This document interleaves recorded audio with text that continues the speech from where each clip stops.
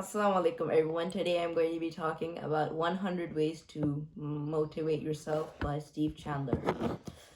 Um what this book is about is banishing pessimistic thoughts and achieving our lifelong goals. In this book summary, if you will, I will only be stating 4 to 5 points, and I'll try my best to elaborate on those points. The first point I have is stay hungry. Now, in this point, we learn about living a life of self-motivation. Something to wake up for, or something that you're up to so that in life so that you stay hungry. Now, my second point is definitely plan your work. In this point, we learn about definitely planned work, inspiring energy of purpose. Without it, we won't know where we are or what we're doing. Now, before reading this book, I myself, or a long time ago, I didn't like working too much. On rare occasions, I felt like, you know what, today I don't feel like doing anything. And whenever my mom or I checked my homework, and I'd be like, that's just too much. I didn't know what to start with or anything like that. And then I got a calendar, and then I started writing things.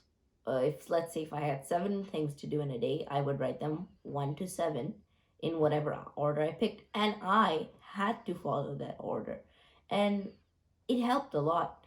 The third point I have is turn into a word processor. Now, I'll just give you an example of what I mean by this. Let's say someone takes the two words willpower and determination and thinks of other words that are negative when like the first few things you get in your mind, the first few thoughts you have when you think of willpower, or when that person thinks of willpower, are negative thoughts. Now, what this will do will weaken their resolve to build it. By it, I mean willpower and determination. The fourth, and personally my favorite point, is put your game face on.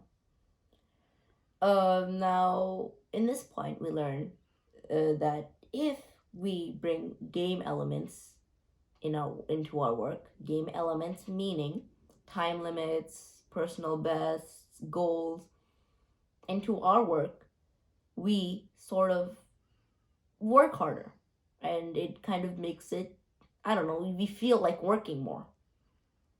And the fifth point I have is keep thinking. In this point, we learn that we should keep thinking because motivation comes from thought, and every act we take is preceded by a thought that inspires that act.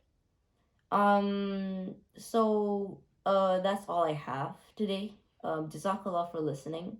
And yeah, if you guys have any suggestions for what books I should read next, please leave them in the comments below. Thank you.